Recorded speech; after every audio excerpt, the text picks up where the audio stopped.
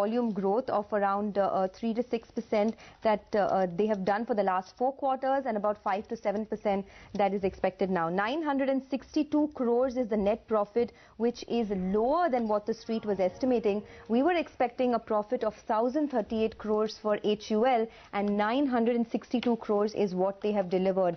So that is lower than street estimates. If I give you what the numbers look like in terms of a growth performance, it's about a fall of 2.5% that HUL has seen on a year-on-year basis versus a growth of 5% that the street was expecting. And there's a fall in profits for HUL, and that's the reason the stock as well is down almost about 3% right now. Any more details that you have, Anuj? No, that's at least the first number is a bit ugly, but I think the market has seen some other number as well, and that's why you say, okay, the revenue number is also lower, 7,955 crore versus a pool of 8,031 crores. So prima facie does look like the we wait for the margin picture, but the stock is recovering from the low point. It was down about 4%. It's only down about 1% right now. So maybe the volume picture or the margin picture is something which the market likes, which we don't have the number right now. But as of now, suffice to say that prima facie these numbers are slightly below estimates from the numbers that we have. Oh yes, sir. So even on the revenue line, it's a 4% growth. It's a paltry growth that you're seeing on the top line at 7,955 crores. That's versus the expectations of 8,031 odd crores. So remember, as I was telling you, for the last 4 quarters now, the volume growth for HUL has been just in that 3 to 6% range. And this time around as well, we're not expecting anything much to come about from HUL's numbers. The press release is with us, so let's just wait by for what the volume growth numbers are. On the EBITDA side, we're expecting a number of 1,427 crores to come in, a 15% growth. But given the way the revenues have panned out, it seems in all likelihood that perhaps there could be a bit of a EBITDA disappointment as well. We'll wait by for more details on that. In the meantime, Agam is also here with us. Agam, anything else that you're picking up? Well, I can be fairly certain that the volumes number is around the lower end of the expectation range, that is around 5%. And this is, of course, because of the rural demand, which is still to pick up. Okay, we have all the numbers now. Let's do segmental breakup. Okay, Suruchi Jain is also with us from Morningstar. Just to go through some numbers, those soaps and detergents, it looks quite okay. The number that we have, 3,816 crore versus 3,755 crore. Personal product is 2,345 crore versus 2,142 crore. Suruchi, good afternoon. First words on HUL numbers. So I think the margin once again has, surprised us. And my guess is it's mainly on the personal care portfolio that the surprise has been. And the overall volume growth and top line growth, I think, is more or less in line with what we expected. Okay. Just to give you some numbers, the personal products number has come in at 2,345 crores, which is a growth of about 9.4% that we're seeing in the personal products segment. That compares to an 11% growth that we saw last quarter. How would you react to this, Suruchi? No, that's definitely a very positive number. The growth, of course, is more or less in line with what we're expecting for the full year. But actually, what about the margins? Do you have a number on the margins? No, actually, we're just trying to calculate the margins at this point. But given that, these numbers it's just still about a 4% growth that you're seeing on the top line and not even a 5% growth on the bottom line, how would you really rate the stock? Because the stock has not moved much this year at all. It's at best gained about 7% or so. Okay, the EBITDA margins is where the slip has come in, Suruchi. So 16.7% margins is what we've got versus an expectation of 17.8%. Would that disappoint you? Yeah, no, certainly I think the margin, we were hoping for a slightly, better result there. And I think overall when you say about the stock, we've not been very positive on the stock as such. And it's trading at 1 star, which, usually equivalates to an overvalued rating. And we've had that for a very long time on Hindustan Unilever. All right. Okay, we'll leave it at that. That's the management addressing the media, so let's cut across. And let me just first start with the context of the business. The environment continues to remain challenging. Market growth led by volumes in a deflationary context, and the soft commodity costs continued. Price growth was muted therefore, and the overall competitive intensity remained high. In this backdrop, we have delivered another quarter of profitable volume-led growth. Domestic consumer business grew by 5%, which on an underlying basis, after adjusting for the impact of phase-out of excise duty benefits, which we alluded to last time as well, was 6%. Underlying volume growth came in at 7%, within which there is a 50 bps benefit due to upstocking at the quarter end in anticipation of the impending transport strike, which you all know happened from October 1st for 4 days. The quarter saw a negative price growth arising from two factors fundamentally. One, of course, the benefit of lower commodity costs being passed on to consumers in terms of lower consumer prices, and the phase out of excise duty benefits, which has now been happening for a year now. Let me now talk about the performance of the various segments.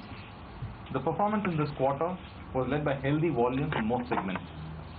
In soaps and detergents, we saw good volume growth, and this was almost entirely offset by the price deflation.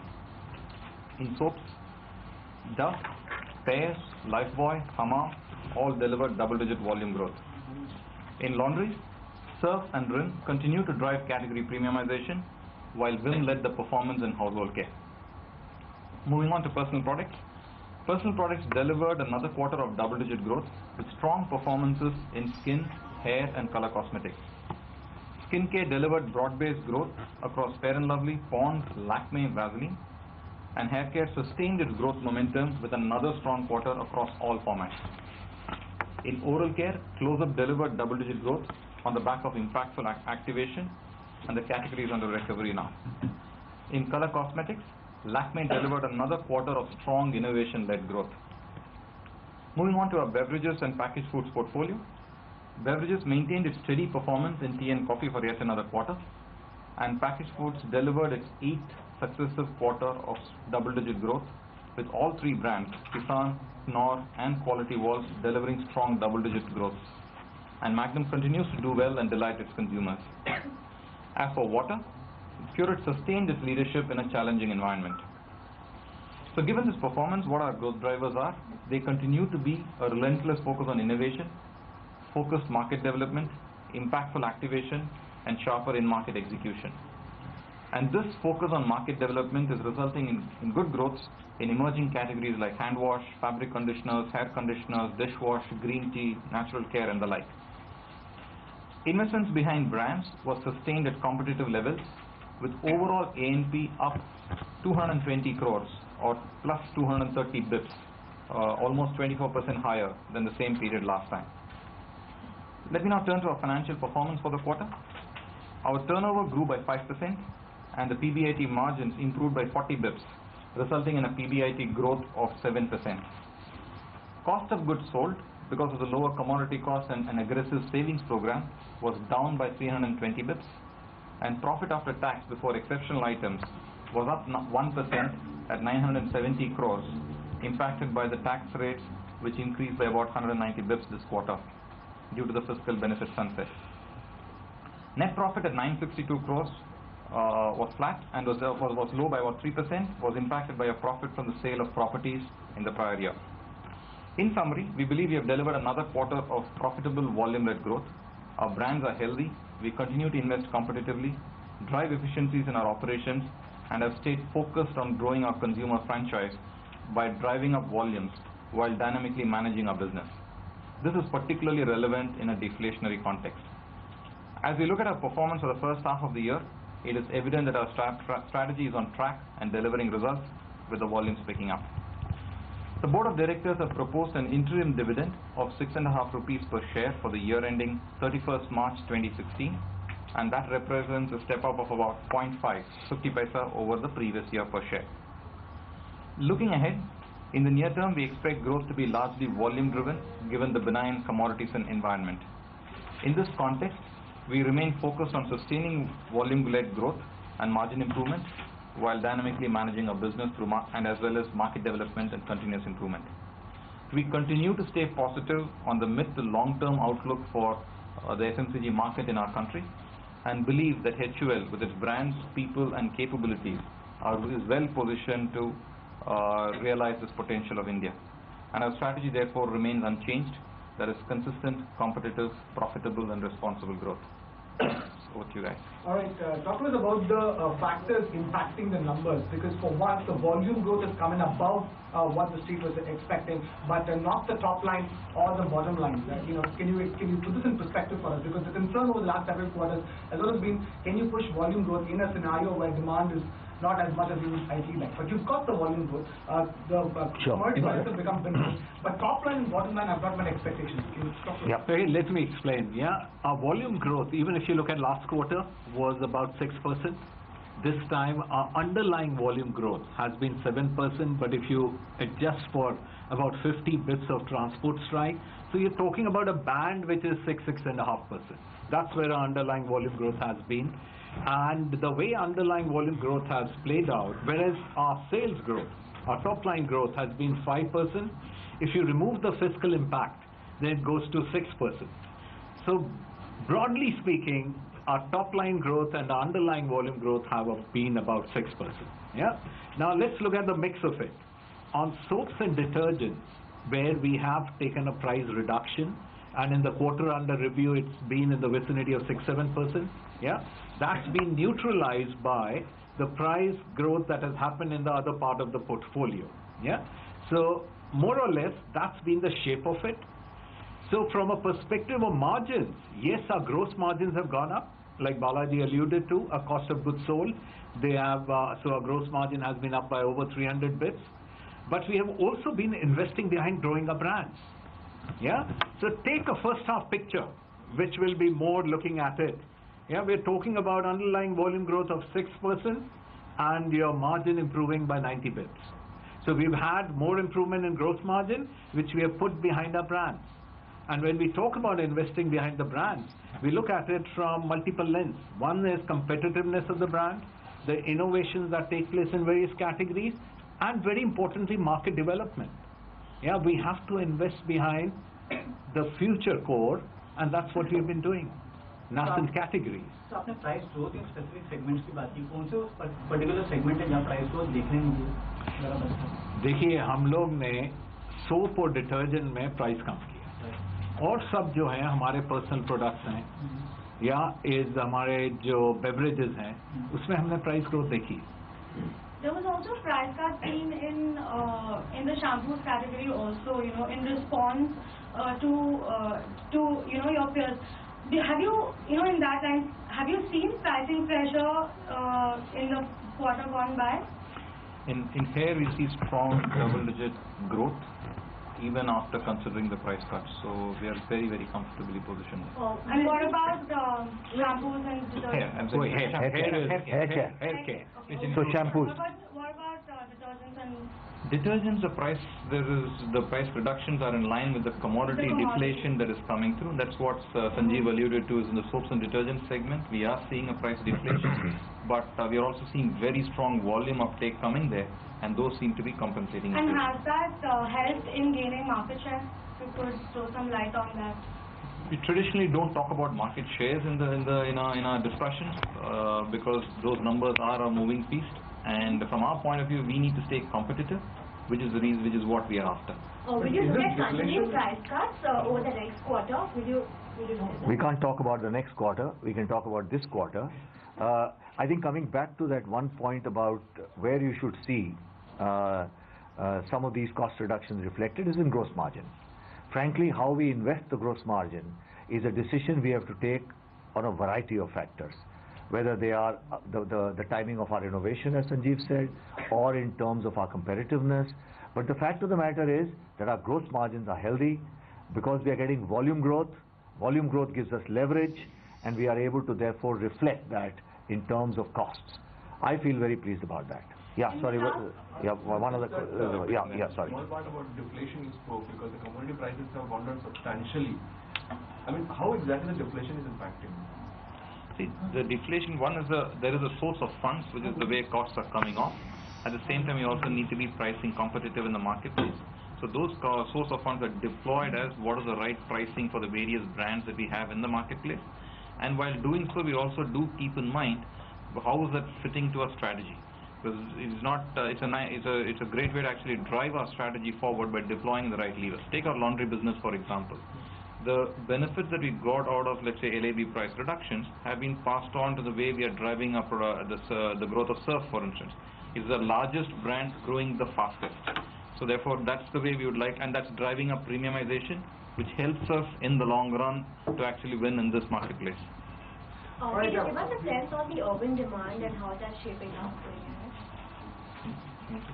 See, from a perspective of demand, if we look at the quarter that has gone by, our volume shape in urban and rural is very similar.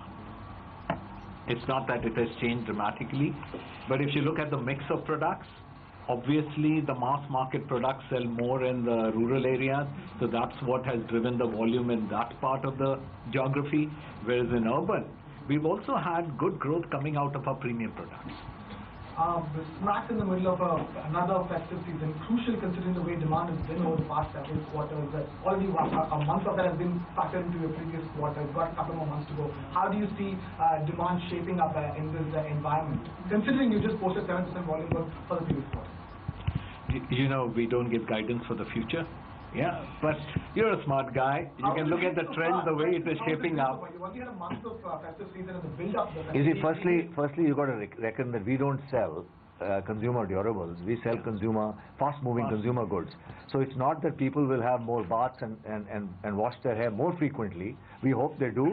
But our business is not, that dependent on festival seasons, as it is indeed in terms of some more what I call secular trends. Like, for example, the GDP growth, the rural economy. Those are important things for our business. Sir, just wanted to get back to pricing. आपने कहा कि personal products और beverages में pricing growth देखने मिलेगी, can quantify कितने % की growth देखने मिलेगी आसपास, और क्या फिर personal products और beverages में totally price-led growth थी और soaps and detergent में volume growth थी? नहीं, volume growth हमारी सब category में रही है, सब segment. Yeah, that's the important bit. What has happened is soaps and detergents, which are nearly 50% of my business, at a macro level, their price degrowth has been neutralized more or less by the price growth which has happened in rest of the category. So that's been the broad mix of price. कितना price growth देखने मिले personal products and beverages में? See, traditionally we don't split up price growth by subcategories. We don't do that. But suffice it is to say that the commodity-led categories, which is soaps and detergents, one did see a price deflation coming through, but the rest of the products did face a broad mix between, a healthy mix between volumes and pricing. And in tea, one is also starting to see a bit of price inflation coming through. There's a bit of cost inflation that one is seeing in tea, but we'll have to wait and see how it pans out going forward. So slightly different, but are you looking at online as a strong distribution channel going ahead? See, for us, we are very clear. Wherever our shoppers want to shop, we would want to have a fair share. Yeah, today online, omni-channels, pure play, e-commerce, they're still very small. But we are very clear, we are building capabilities, we are building capacities, so that as this channel grows, we continue to have a fair share. What do you have to say about that? Oh, of course we do business. It's still very small. Yeah, absolutely. But we do, when we say we are small, our categories are small in these businesses. As they grow, as Sanjeev said, we are getting our fair share. Sorry, and more. Sorry, I was reminded. Not just fair share and more. In fact, a lot of people get surprised. A lot of you who've been sitting around here for some years, when I used to tell you that our modern trade share is higher than our general trade share, you were all surprised. Because you thought, oh my God, modern trade will come in, and then, your shares will come down. Similarly, in e-commerce, we want to remain ahead of the curve. Yeah, sorry, you were saying. Can you comment on the competitive intensity? Given now there are new brands in the FMCG category that are coming and are fast growing as well. Do you see a threat in any way to your market share? Across categories. See, India is a very attractive market. Whether it's any international player with global ambitions would want to be in India. Yeah. Similarly, we have a lot of local players. Now, from our perspective, we respect our competitors, but we are not obsessed about them. Our obsession is with consumers. And also, now as you brought out your Ayurveda brand, Revive, through the e-commerce push. So, I mean, can you give me an idea of the strategy behind that? Is it because, you know, now you're from consumers as well, you are seeing a lot of demand for these naturally made products, natural products. Is that the strategy, and how big are you going on this, especially on the e-commerce platform? See, for fast-moving consumer goods, innovation is a lifeblood. Yeah, we constantly bring in new segments, new brands. Yeah, we also renovate our brand very importantly. So that's a constant thing. You know, it would be wrong for me to discuss my innovation pipeline in public. But yes, you're absolutely right. There is a trend which is emerging of people clamoring for naturals, herbal products. And that is the reason why we are resurrecting our brand Ayush. But do you have any plans of further innovations? I mean, I know it wouldn't be. Yes, we do. Yes, we do. You see, the one thing you have to remember, in a market like India, a lot of our discussions come around people saying, you know, shares. This is all about market making and not just share taking, you know, because this is still a relatively underdeveloped market. The biggest opportunity in India, in every segment, in every market, without exception, is market making, which is developing the market. And we constantly talk about it, not because we like talking about it, because we really believe that we are pioneers in our belief that we will stay the long term and build the market. So when you talk about any segment, we will be in every segment that we believe has potential. And actually, in India, I can tell you, pick a segment, any segment, there is going to be growth there. But then we have to make sure that we understand there is a longer term potential where we want to put our resources. Yeah, that's our strategy broadly. Just to put what in perspective for us, you've got great volume growth. Yes. But I'm talking on behalf of the analysts and people investing in your stock. You know, your top line and your bottom line, consensus estimate is coming below. But your ad spends have gone up over the quarter. This is a time when your raw material costs about less than 50% of your revenues. I mean, considering by this quarter. So to sort of put things in perspective, is it this market making that you're talking about that has gone into this quarter's sort of top end and bottom end numbers coming less than? No, the thing to remember is that in our business, we don't plan all our activities on the basis of 3 months. Okay? Sometimes, because there are things that are happening over the year, we are phasing them. And some of them are not what I call off and on activities. We don't go into market development and then get out. For example, what is market development? It's not a big word. There's a lot of activity that goes on behind it. For example, the rural activity, rural program has to start, and we commit ourselves for 2 years. Those programs are in flight, and we cannot just back out. Secondly, I mean, the market may have had some consensus or whatever. From our point of view, we are very happy that over several quarters now, we have not just delivered volume growth, but we are delivering consistent margin improvement. Now, last quarter, maybe the market was more euphoric because we delivered a higher operating margin. We didn't say, you know what, we are now doing a great job. We were doing a great job then. We are doing a good job now. But our longer term results is what we want you to judge us by. And that is the only report card. And within the short term, we will continue to manage our business with discipline, rigor, and you won't see us sort of what I call boom and bust, you know, binary, 0 or 1. That's not our business model. जैसे कि आपने market making की बात की जिसके वजह से आपके एड स्पेंड एलिवेटेड लेवल पे, क्या आगे भी इन्हीं लेवल्स पे एड स्पेंड रहेंगे? क्योंकि भाई बोला ना कि क्या होता है कि हर क्वार्टर में इसमें बिल्कुल ऊंची बराबरी का नहीं होगा. किसी क्वार्टर में कम होगा, किसी क्वार्टर में ज्यादा होगा, लेकिन हर क्वार्टर में आप देखेंगे कि अगर कॉम्पिटिटिव सिनारियो बढ़ रहा है तो हम उसी हिसाब से रिएक्ट करेंगे. अदरवाइज हमारे इनोवेशन किसी क्वार्टर में आएंगे, हम ज्यादा खर्चेंगे. किसी क्वार्टर में हमारी इनोवेशन साइकिल कम होती है क्योंकि हर क्वार्टर के हिसाब से थोड़ी इनोवेशन चलता है. इनोवेशन तो पूरे साल के हिसाब से. इन आवर केस एक्चुअली हम 3 ईयर इनोवेशन देखते हैं, उसके साल से साइकिल चलती है. लेकिन आपकी जो टॉप लाइन ग्रोथ है वो लगातार पिछले 4 क्वार्टर से सिंगल डिजिट में, इसके पहले डबल डिजिट पे रहती थी. हाँ जी, अब तक वो डबल डिजिट की ग्रोथ वापस लौट. डबल डिजिट ग्रोथ क्योंकि आप देखिए प्राइस ग्रोथ ही नहीं है ना. देखिए प्राइस ग्रोथ हम कंट्रोल थोड़ी करते हैं. प्राइस ग्रोथ तो अगर इन्फ्लेशन है तो प्राइस ग्रोथ होता है. अगर इन्फ्लेशन नहीं है, कमोडिटी कॉस्ट कम है, तो हम वॉल्यूम ग्रोथ करेंगे ना. अब देखिए अगर कंट्री में 10% अगर इन्फ्लेशन चल रहा है और हमारे नंबर अगर 8% हैं, तो आप कहेंगे अगर कंट्री में इन्फ्लेशन ही 10% है, आपके नंबर 8% हैं, तो क्या फ़ायदा हुआ? यहाँ कमोडिटी कॉस्ट में कोई इन्फ्लेशन नहीं हो रहा, तो हम क्या कर रहे हैं कि अपने कंज्यूमर्स को उसका बेनिफिट दे रहे हैं और हमारी वॉल्यूम्स अच्छी हैं। तो रिलेटिव टू द मार्केट हमारी जो परफॉर्मेंस है उसको हमें देखना है। हमें ये नहीं देखना कि प्राइस ग्रोथ ये है, वो अगर इन्फ्लेशन है तो हमें भी प्राइस ग्रोथ लेना चाहिए, अगर इन्फ्लेशन नहीं है उसके हिसाब से हमें अपना प्राइस ग्रोथ कंट्रोल करना पड़ेगा। Your volume growth at 7% this time is higher than quite a lot of quarters. Can you would you be able to tell me this has been the highest since like how many in the past how many quarters? It has, if you look at the year that has gone by, underlying volume growth was in the vicinity of 4.5–5%. Yeah. Last quarter it moved to 6%.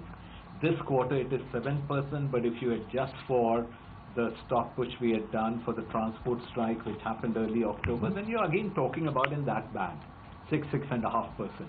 That's what our volumes have been. Yeah, pretty satisfactory under the circumstances. और जैसे आप बता रहे थे कि पिछले साल में हमारी 5% वॉल्यूम थी, 5% प्राइस ग्रोथ थी। इस साल देखें तो प्राइस ग्रोथ नहीं है, और प्राइस ग्रोथ नहीं है दो रीजंस के लिए। एक तो जो हमने प्राइस रिडक्शन किए हैं, दूसरा ये भी है कि जो एक्साइज, जो टैक्स हॉलिडे यूनिट्स खत्म हुए हैं, उसका भी इम्पैक्ट है। इस क्वार्टर में भी उसका इम्पैक्ट है ओवर 100 बिप्स। तो इन दोनों के इसलिए प्राइस ग्रोथ आपको नहीं दिख रही है। इसलिए हमारा फोकस रहा है कि under the circumstances it should be volume led profitable growth, और वही स्ट्रैटेजी के ऊपर हम डिलीवर कर रहे हैं। एक्साइज का इम्पैक्ट और कितने क्वार्टर तक देखने मिलेगा? It should definitely be there this quarter, next quarter, and maybe early parts of March quarter, and then thereafter it should start leveling off. Okay, so we mean from FY17 it will start again. One would expect it to. And at what time are you expecting a demand revival?